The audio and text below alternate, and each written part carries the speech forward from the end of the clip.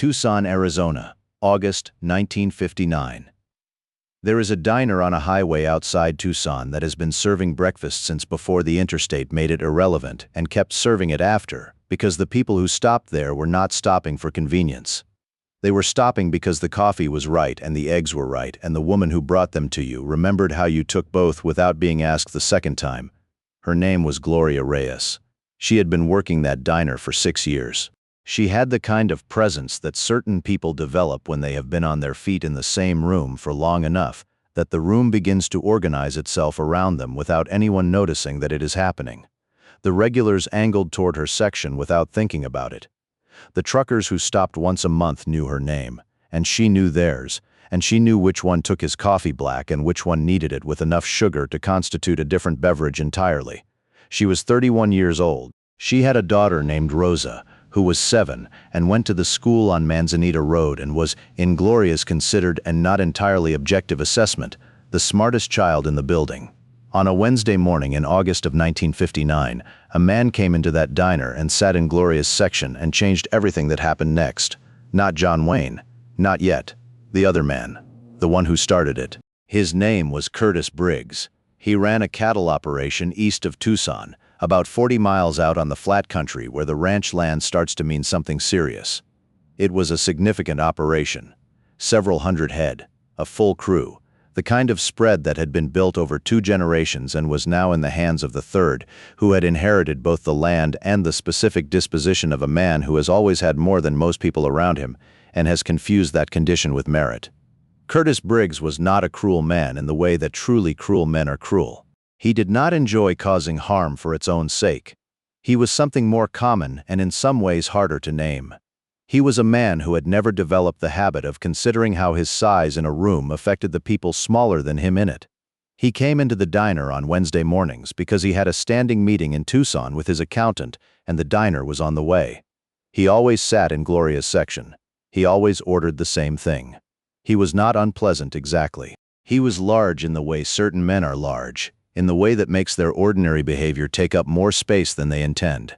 Gloria managed him the way she managed all of her difficult tables, with professionalism and patience and the specific skill of a woman who has learned that the fastest way through a hard morning is competence delivered without visible effort. That Wednesday, something went wrong with the eggs. Not dramatically wrong. They came out harder than he had specified. The yolks set when he had asked for them runny. The kind of error that happens in a busy kitchen on a busy morning, and that most people fold into the general texture of a Wednesday and move on. Curtis Briggs did not fold it in. He called her back to the table. He explained the eggs to her, which she understood and which did not require explanation. She apologized and said she would have them redone. He said something then, not loud, not theatrical, in the low, certain voice of a man who is accustomed to his words carrying weight regardless of their volume. He said she had been slow and inattentive all morning, which was not accurate. He said the service in this place had been declining, which was a thing he felt entitled to say because he spent money here, which was true. He said if she could not manage a simple breakfast order correctly, perhaps she was in the wrong line of work. Gloria said nothing. She picked up the plate. She was almost back to the kitchen when he said it. He said it to the table, not to her. In the way men say things they want heard, but want the option of claiming they did not direct. He said that he knew the owner, had known him for 15 years, and that somebody ought to have a word about the quality of the staff. She went into the kitchen, she put the plate on the pass, and stood at the sink for a moment with her hands flat on the edge of it. She was 31 years old. She had been on her feet since 5 in the morning. She had a daughter in school on Manzanita Road. She needed this job in the specific, concrete way that a woman with a child and a rent payment needs a job, not abstractly but as a series of fixed points that held her life in its shape. She stood at the sink. She went back out. The owner's name was Pete Garza. He had owned the diner for 11 years. He was not a bad man. He was a man under the specific pressure of a small business on a highway that was slowly losing traffic to the new interstate routing. A man who counted every regular customer and weighed them carefully because the margins did not allow for the loss of regulars. Curtis Briggs was a regular, more than a regular. He brought his crew in after large cattle sales. He had hosted 2 business lunches there that had each run to more than most weeks of ordinary traffic. He was, in the accounting Pete Garza did in his head every morning, a significant line. Curtis Briggs found Pete in the back at 9:15. He did not make a scene. He was too practiced for scenes. He had a conversation, quiet and reasonable, in which he expressed his dissatisfaction with the service in the front section and allowed Pete to draw his own conclusions about what that dissatisfaction meant for his continued patronage. Pete came out to the floor at 9:30. He took Gloria aside. He said he was sorry. He said it twice in the same way the bank man on the section road said it, in the way that sorry sounds when it is covering something else. He let her go. He said she could finish the morning. He was not unreasonable, but that would be the last shift. Gloria Reyes stood in the narrow space between the counter and the kitchen pass and looked at Pete Garza. She did not cry. She would cry later in the car, in the particular privacy of a car in a parking lot where nobody needs to see you. Not here. I didn't do anything wrong, she said. I know, Pete said. And he walked away. There was a man in the corner booth who had been there since 7:30. He had come in early, before the rush, and ordered eggs and coffee and a side of toast, and settled in with a newspaper the way a man settles in when he has time, and no particular need to perform the having of it. He had a canvas jacket over the back of the booth, a plain hat on the seat beside him. He was big enough that the corner booth fit him only approximately, the way standard furniture fits certain men. He had been watching the room the way people watch rooms when they are not watching anything specifically. The wide, ambient attention of a man who is comfortable in diners and finds them interesting without having to work at finding them interesting. He had watched Gloria Reyes work her section for 2 hours. He had watched the way she moved through the room, the way she handled the table of 4 truckers who all wanted to modify their orders, the way she managed the elderly couple by the window who needed things repeated and did not apologize for needing them repeated and should not have had to. The way she kept 6 tables in a rolling state of handled without appearing to rush any of them. He had watched Curtis Briggs arrive. He had watched the eggs conversation. He had watched Gloria go to the kitchen and come back and keep working. He had watched Pete Garza go to the back. He had watched what happened after. He had sat with his coffee and his newspaper for a moment after Pete walked away. Then he put the newspaper down. He left money on the table, more than the bill, under the coffee cup where it would not blow off. He stood up. He put his jacket on. He picked up his hat. He walked to the counter where Gloria was standing, and he set his hat down on the counter in front of her, and he waited until she looked up. Up close, she placed the face the way everyone in Tucson placed it in 1959, because he had been making pictures in and around Tucson for years, and his face was not obscure. She did not say the name. She was 31 years old and she had just been fired, and she was holding herself together with the specific internal effort that holding yourself together requires, and saying the name would have undone the effort. I watched you work this morning, he said. She looked at him. You didn't do anything wrong, he said. No, she said. I didn't. He nodded. You have people depending on you, he said. My daughter, she said. She's 7. He picked up his hat. He held it in both hands and he looked at it for a moment the way a man looks at something when he is deciding something else. There's a lunch counter on Valencia Road, he said, about 4 miles west of here. It's run by a woman named Dottie Marchetti. She's been trying to hire a good breakfast waitress for 3 months and she hasn't found one because a good breakfast waitress is harder to find than people think. He looked up. You know Dottie's, he said. I know of it, Gloria said. Dottie owes me a small favor, he said. Nothing dramatic. I helped her husband with something last year. She's been after me to call it in, and I haven't needed to. He set his hat on his head. I'm going to drive over there now and talk to her. You give me an hour. Then you go. Tell her you're the one I sent. Gloria looked at him. Why? She said. Not ungratefully, directly. She was not a woman who accepted things without understanding them, and she had been in a room with a man this morning who had used a resource to damage her, and she was not going to pretend that resources did not have uses. He understood the question. She could see that he understood it. Because I watched you work for 2 hours, he said, and I know what good work looks like.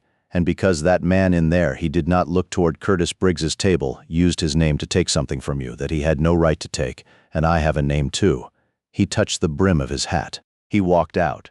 Gloria Reyes finished her shift, not because Pete asked her to, because she had 6 tables still running, and the morning rush was not finished, and she was not going to leave 6 tables unhandled because of a thing that was not her fault.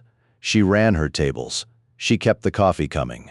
She kept her face arranged in the professional expression that had nothing behind it except professional expression, which is one of the most demanding things a human face can do. At 10:45, she rolled her apron and put it under the counter and picked up her pocketbook and walked out through the kitchen so she would not have to walk past Curtis Briggs. She drove west on Valencia Road. Dottie Marchetti's lunch counter was a clean place, a narrow building with a counter and 8 stools and 4 tables along the window, the kind of place that does volume in a small space, because everything in it is organized correctly. Dottie Marchetti was behind the counter. She was a compact woman in her 50s, Italian-American in the specific way of women whose families had been in the Southwest, long enough that the Southwest was in them, with the Italianness somewhere in the hands and the face, but the voice entirely Arizona. She looked at Gloria when she came through the door. "You the one he sent?" she said. "Yes," Gloria said. Dottie looked at her for a moment the way a woman looks at another woman when she is making an assessment that has nothing to do with credentials. "Sit down," she said. "I'll pour you coffee, and you can tell me about yourself." Gloria sat down, she told her. Dottie listened without interrupting, which was a thing not everyone could do. At the end of it, she was quiet for a moment. "He told me you were the best breakfast waitress he'd seen in 2 years of eating in Tucson diners," Dottie said. "He's particular about diners. I've known him 8 years and I've never heard him say something like that about anyone." Gloria looked at her coffee. "When can you start?" Dottie said.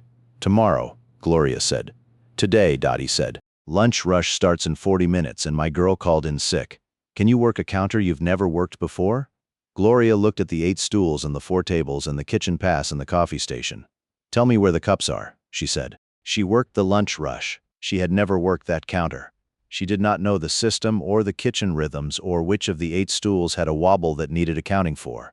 She figured it out inside of 15 minutes the way a good waitress figures out a new room, by watching and adjusting and filing things accurately on the first pass.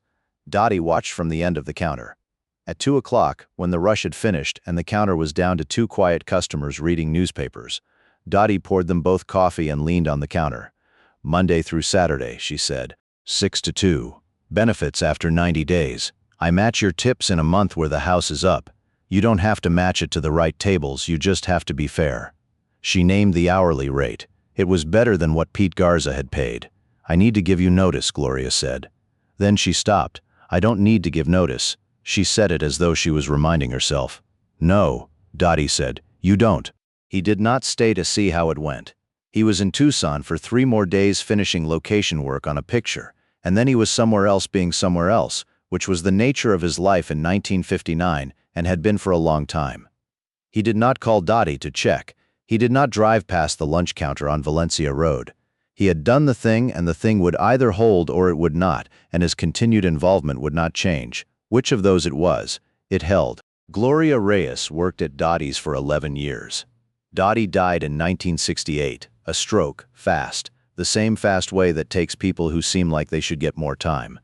She left the lunch counter to her son Marco, who had grown up in it the way Robert Cole had grown up in the saddle shop, the way these things transfer when a place is run with enough intention that the intention soaks into the people inside it. Marco kept it going. He kept Gloria on as his senior waitress, and eventually as his floor manager, which was a title Dottie would not have used because Dottie thought titles were for people who needed the language to do work that should have been visible without it. But Marco was a different generation, and he believed in calling things what they were. What Gloria was the person the room organized itself around. She trained the new women, not formally. The way August Reyes trained hatters and Edmund Cole trained saddlers, by demonstrating and letting the demonstration be the lesson. By showing what good work looked like and trusting the person watching to understand why it was good without having it explained. She stayed until 1977. By then, Rosa was 25 and had finished at the University of Arizona and was teaching at a school on the east side of Tucson, not Manzanita Road, but a school like it. The kind that needed good teachers in the specific way that schools with not enough resources need them. Gloria retired at 49. Not because she was tired of the work, because the work had done what it was supposed to do. Rosa was stable. The rent was paid. There was money set aside in the way that a woman who has spent 18 years managing her household budget the way she managed a section of tables manages to set money aside, by knowing what everything costs and never pretending it costs less than it does. She moved to a smaller apartment. She grew things on the balcony: tomatoes, herbs, peppers. She lived quietly and without complaint and with the particular contentment of a person who has done hard work for a long time and has the results of it in front of them in the form of a daughter who teaches children and a life that is hers. She told Rosa the story in 1971. Rosa was 19. She was home for the summer and she and her mother were in the kitchen on a Saturday evening, and something came on the television in the other room, one of the old pictures, the voice carrying through the wall, and Gloria went still for just a moment in the way people go still when something unexpected reaches them. Rosa asked. Gloria told her. Not dramatically. Plainly, the way you tell a thing when you have held it privately for long enough that it has settled into its true shape, which is usually smaller and cleaner than the dramatic version. A Wednesday morning, a man who said something to the table rather than to her. A conversation in the back she was not part of but understood. A corner booth and a hat on the counter and 4 miles west on Valencia Road. Rosa listened. Did you ever thank him? She said. I didn't know how to find him, Gloria said, and I don't think he wanted to be found for that. How do you know? Gloria thought about it. The way he said it, she said. No letter, no phone call. The Marine boy who was in the pawn shop, he would have told you the same thing. She paused. You go. You build the thing, that's all. Rosa was quiet. He gave you Dottie's, she said. He pointed me at it, Gloria said. I walked in. Rosa considered that distinction. That's a thing a teacher does, she said. Points you at the door. You still have to go through it. Gloria looked at her daughter. The daughter who had grown up on a waitress's wages and a mother's intention, and had gone to the University of Arizona, and was going back in the fall and was going to stand in front of children and point them at doors. Yes, Gloria said. You do. Curtis Briggs sold his cattle operation in 1966. He moved to Phoenix. He had a comfortable retirement by the measure of comfortable retirements available to men who sell mid-sized cattle operations in the mid-60s in Arizona. He did not know the name of the waitress he had displaced on a Wednesday morning in August of 1959. He had forgotten the morning itself inside of a week. This is not offered as an indictment. It is offered as a fact about how these moments register differently on the two sides of them. For Curtis Briggs, it was an unremarkable Wednesday. For Gloria Reyes, it was the day the room reorganized itself. The day the counter on Valencia Road became the room she organized herself. The difference in registration is the whole story. That is what power is, in its ordinary undramatic form. Not the dramatic version with villains and mustaches. The quiet version. A man saying something to the table, a conversation in the back, a door closing, and then, 4 miles west, another door. The lunch counter on Valencia Road is still there. Marco sold it in 1989, but the buyer kept it a lunch counter because the location worked for a lunch counter, and some things are right for their place in a way that transcends ownership. The current owners are a couple from Sonora who have been running it for 12 years and who make the best green shell in that part of Tucson and who know nothing about a Wednesday in August of 1959, or a woman who walked in off the street with no notice and worked a lunch rush on a counter she had never worked before. They do not need to know. The counter is there. The coffee is right. The room works the way rooms work when they are organized correctly. That is the inheritance. Not recorded anywhere. Not acknowledged. Just present, in the way things are present when enough intention has been put into them over enough time that the intention becomes the structure. Rosa Reyes retired from teaching in 2009. She taught for 34 years. She taught second grade mostly, with 2 years in fourth when the school needed her there, and 1 year in first grade that she describes as the most exhausting and most important year of her professional life. At her retirement, she said something to the assembled parents and colleagues and former students who came that she had been thinking about for a long time. She said that the most important thing she had learned about teaching was the difference between pointing at the door and walking through it. That a teacher could show a child the door, could describe it, could explain what was on the other side, could stand beside it and hold it open. But the child had to walk through. And the child could only walk through if someone had believed, first, that the child was capable of the walk. She said her mother had taught her that. In a kitchen on a Saturday evening in 1971, She did not say where her mother had learned it. Some lines of transmission are long and the beginning of them is private. That is as it should be. One Wednesday morning, a corner booth from 7:30 to 9:45. A hat set on a counter and a question asked plainly and 4 miles west on Valencia Road. A door pointed at.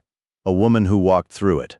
11 years at Dottie's, 11 years of training women the Reyes way, which was the August Reyes way transposed to a different craft in a different room, which was the way all craft knowledge moves, through demonstration and watching, and the trust that good work recognizes good work. A daughter who stood in front of children for 34 years and pointed them at doors and believed in them hard enough that they could feel it, which is the thing that makes the difference between a door a child walks through and a door a child walks past.